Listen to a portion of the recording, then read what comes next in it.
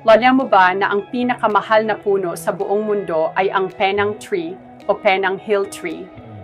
Ang puno na ito ay may halaga na umaabot sa mahigit $1,000,000. Bakit kaya? Ang Penang Tree ay kilala sa kanyang napakabihirang kahoy na ginagamit sa paggawa ng mga mamahaling muebles at mga likhang sining. Ang kahoy nito ay napakatibay at may magandang kulay, kaya talagang hinahanap ito ng mga artisan. Ngunit hindi lang ito basta-basta puno. Ang Penang Tree ay may simbolikong kahulugan sa mga lokal na komunidad. Sinasabing ito ay nagdadala ng swerte at kasaganaan. Sa bawat pagputol nito, may mga tradisyon at ritual na isinasagawa upang igalang ang puno. Kaya't sa kabila ng halaga nito, may mga nagtatanggol na huwag itong putulin.